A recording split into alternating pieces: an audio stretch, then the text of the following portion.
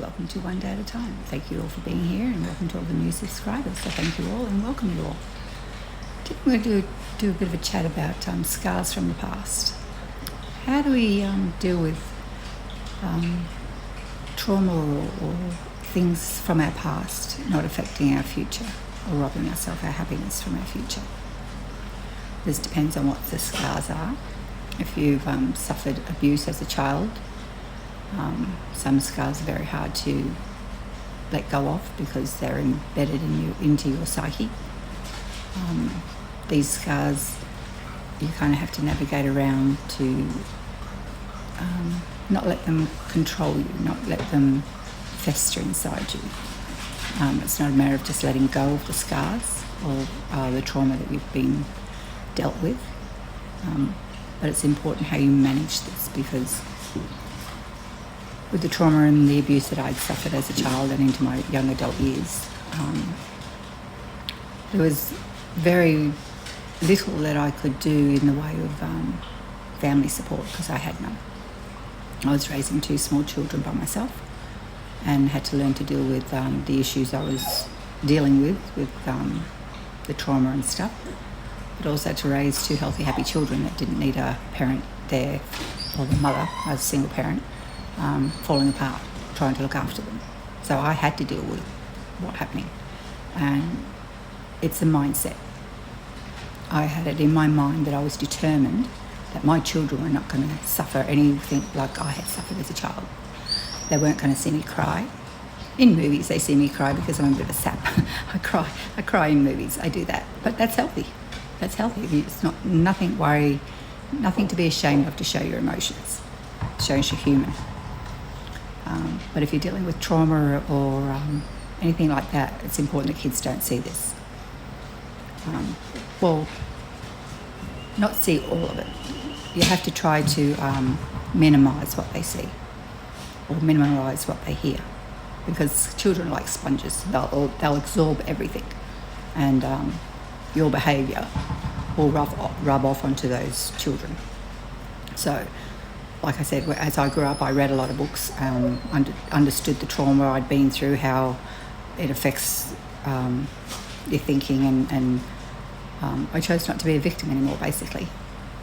I chose not to be a victim because in my mindset, I believed that while I was still traumatised, while I was still fearful of doing what I wanted to do or going places I wanted to go, in case I seen somebody I didn't want to see, or in case I heard from somebody I didn't want to hear about,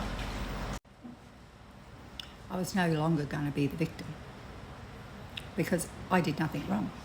So why should I suffer for that? Why should I live in fear? Why should I be ashamed of what happened when it was out of my hands as a child?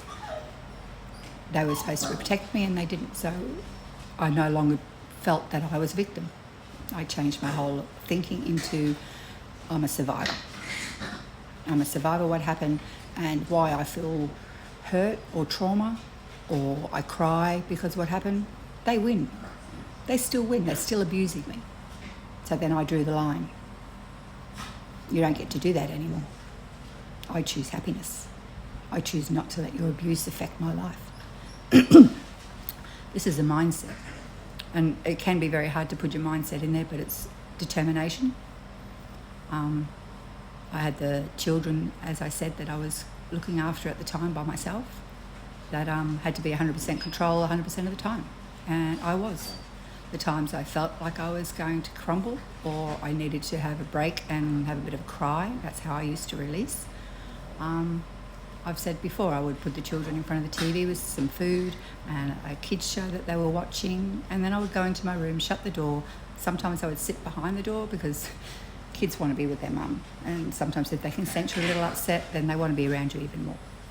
So if there was times like that, then I would sit against the door so the children couldn't come in, and I would have a pillow and I would just cry into the pillow. They didn't hear any of this, and by the time I'd finished, usually just a few minutes, 5 minutes maybe, wouldn't be much longer than that. It was just enough to get it out of me, just for me to snap out of that self-pity mode, not doing that, don't let them win. And then go back to being happy mum again. And we'd play and we'd dance and we do lots of fun things. I put a lot of my energy into my children to make sure my children were 100% happy. because they weren't going to turn out like their life wasn't going to turn out like my life. Well, not my life's not bad now, but as a child it was horrible. And they always say kids forget, but kids don't forget. Kids remember everything. I do talk of children quite a lot, mainly because my other channel is Parent Alienation, it's Child Abuse Unfiltered. On this channel I discuss the topic of parent alienation and the effects it has on a child from a child's perspective through a survivor's eyes, being me. I lived with abuse, I lived with parent alienation, so I like to think I'm pretty qualified in discussing that subject. This channel was a partner channel to that, just as a way to regain your happiness again from trauma. But that's why I quite often will talk about children. But it doesn't have to necessarily be a trauma from a child's past. It could be just a simple fact that you're a carer for somebody, that you spend your life and your time and have sacrificed a lot of your own self to look after somebody else that needs to be looked after. Sometimes this isn't by choice, this is just by circumstances that they don't have anybody else to look after them.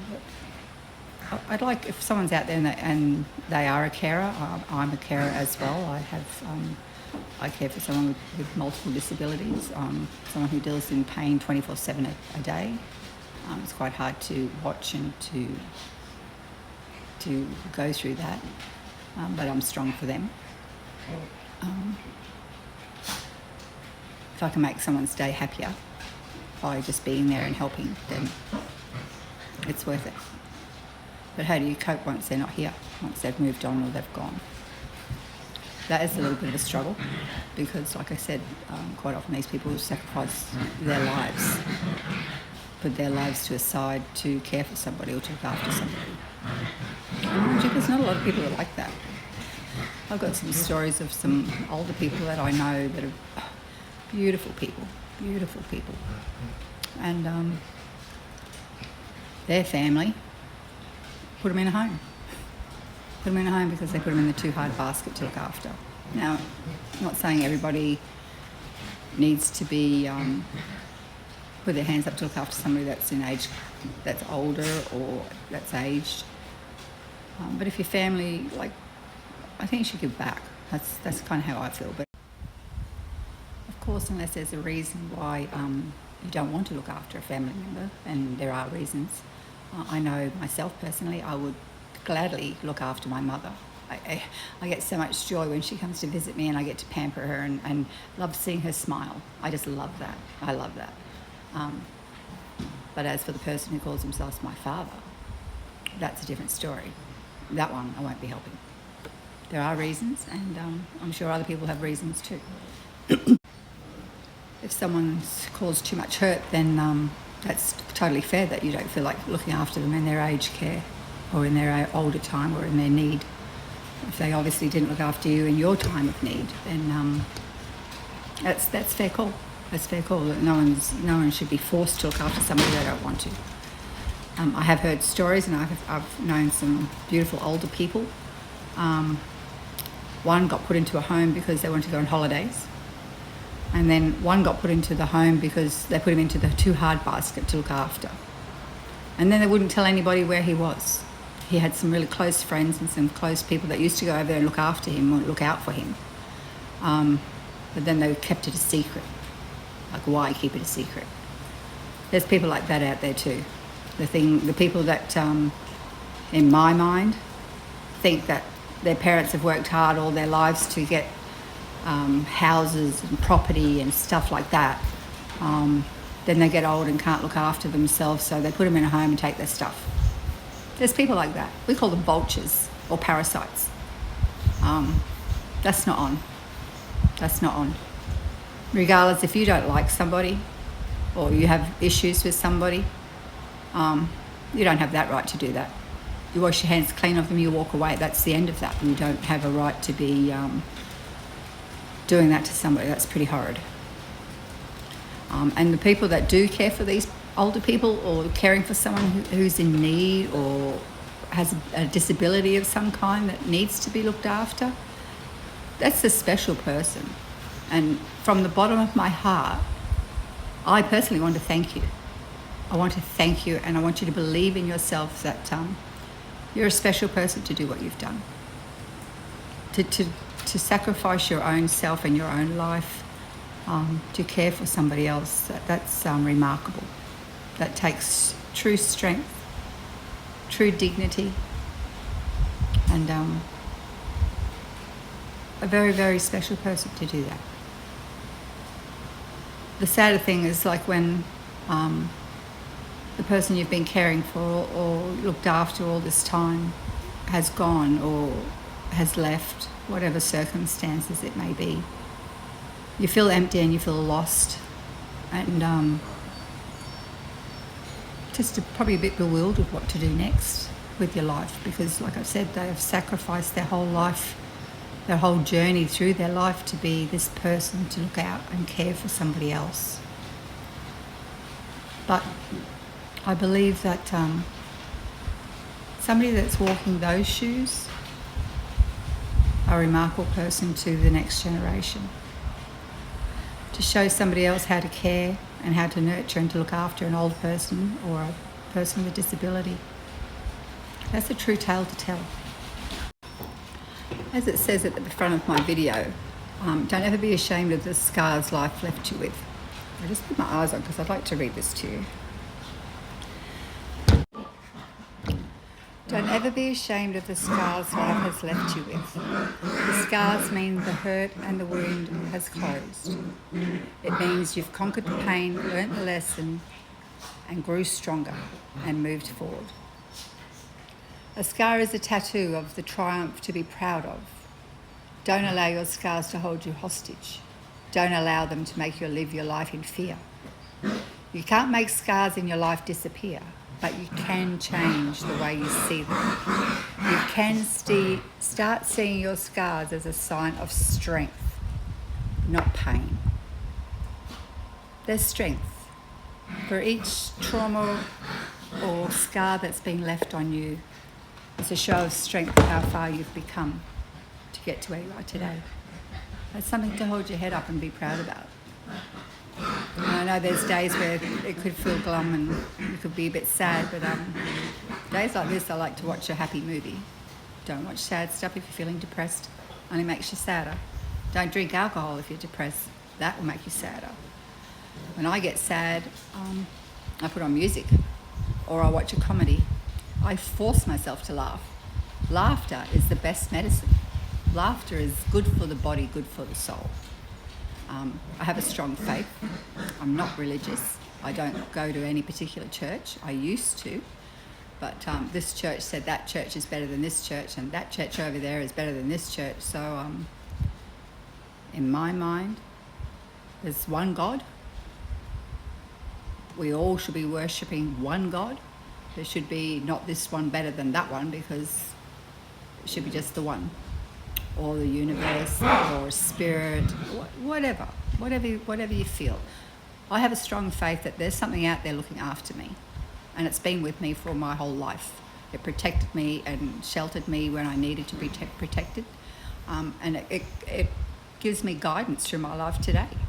Every day I ask for guidance and what should I be doing today, give me the right words to say, and it's with you. You don't have to go to church to have a strong faith. Faith comes from within. The Bible is really a good moral thing. I'm not knocking the Bible. Please don't think I'm knocking the Bible, because I'm not. I'm not that educated enough to know the history of the Bible or that to say whether it's true or it's not true. All I know is that I have a strong faith, and I went to church, and going to church got me out of a lot of depression, helped me build my strength up, being around supportive people. But like I said, when you go to one church and then that one bags this church out, and you go to that church and that church will bag this church out, when all that did was confuse me. Because like I said, we're all under the same air, we all breathe the same air, we all bleed the same blood. I don't get the religion side that one's better than the other, because in my mind, there's only one looking after everybody. So anyway, I might just leave it there today. I hope this was helpful. I'm kind of new at this side of stuff. Just having a chat would be great. I don't know if you enjoyed my video the other day. I find sometimes just sitting, relaxing and looking at some scenery can be very calming and soothing too. I felt that's why I put that video up the other day, just for that. I do get pressed for time here. I have a lot on my plate. As I said before, I do have 7 chihuahuas that I'm looking after. I am a carer for 2 other people with disabilities. So my time is limited, but I want to do this because I want to help. That's kind of what's in my blood, is I'm a helper.